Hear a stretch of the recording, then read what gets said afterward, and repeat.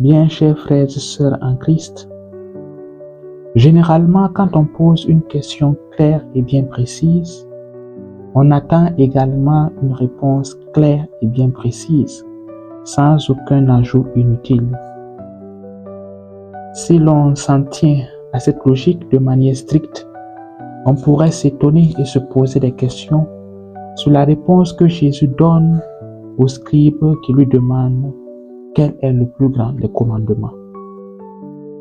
Pour respecter la logique, disons-nous, Jésus aurait dû se limiter à donner le premier commandement, comme le lui a demandé le scribe. Mais non, le constat est tout autre. Jésus, sans qu'on ne lui demande plus, fait un ajout. Il s'impose à donner un second commandement. Cela n'est pas anodin, aussi qu'il n'avait pas bien compris la question, loin s'en faut.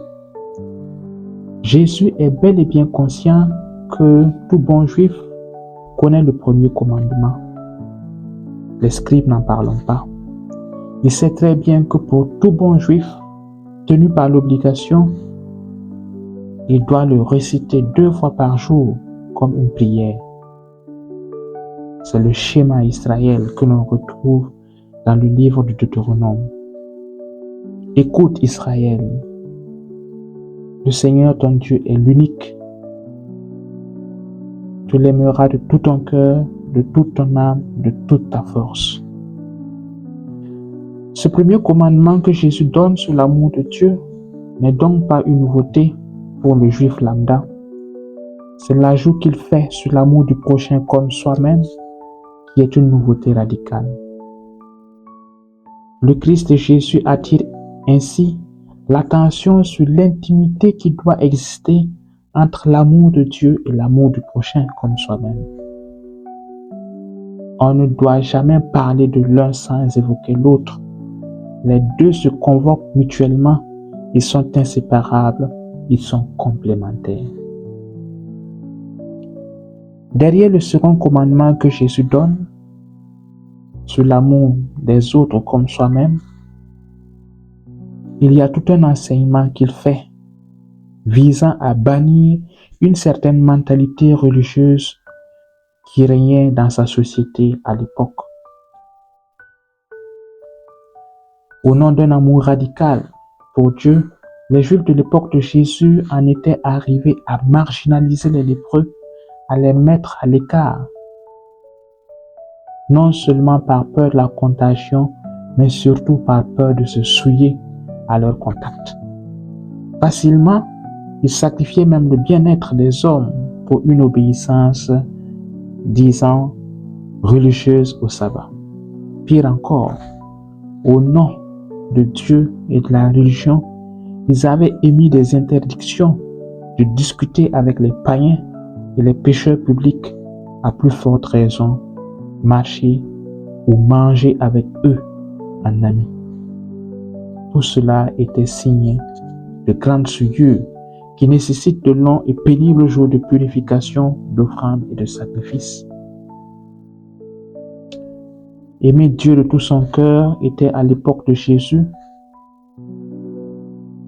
très évident. C'était aussi éviter la proximité avec les personnes sales de vie, voire même les rejeter comme des impropres au salut.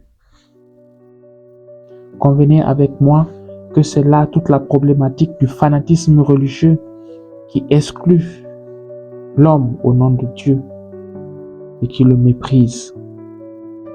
Voilà ce que le Christ Jésus veut corriger en émettant, sans même qu'on lui demande, l'obligation d'aimer son prochain comme soi-même. Qui dit qu'il aime Dieu, qu'il ne voit pas, et méprise son frère qu'il voit est un menteur, dira-t-il ailleurs. Dira aussi, qui dit également qu'il aime son frère sans Dieu, finira par le détruire.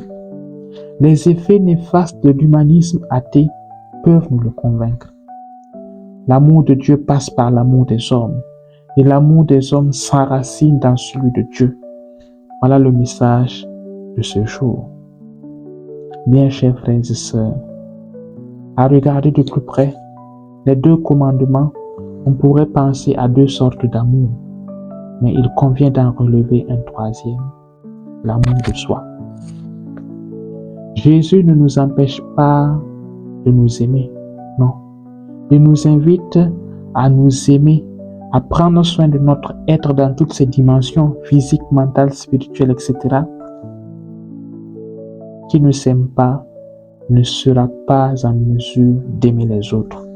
Mais attention, l'amour de soi ne doit pas être la finalité, mais bien plutôt la référence pour aimer les autres. Aimer les autres comme soi-même. Jésus est très réaliste. Il a la tête sur les épaules parce que connaissant nos limites et nos faiblesses. C'est pourquoi il ne demande pas que nous inventions l'amour pour le prochain, mais que nous fassions juste du copier-coller de l'amour que nous portons pour nous-mêmes. Dieu ne nous demandera jamais de réaliser ce qui est au-delà de nos forces. Réaliste, il ne demande que des choses réalisables. Quand nous prions, nous demandons à Dieu de nous venir en aide et de nous prendre en pitié.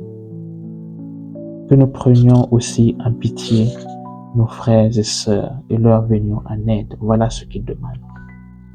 Nous jeûnons pour la conversion et la sanctification de nos personnes, que nous croyons à la possibilité de conversion et de sanctification de nos frères et sœurs et fassions également des efforts pour les aider à cela. Qu'il en soit ainsi pour chacun et chacune de nous, aujourd'hui, maintenant et pour les siècles des siècles. Amen.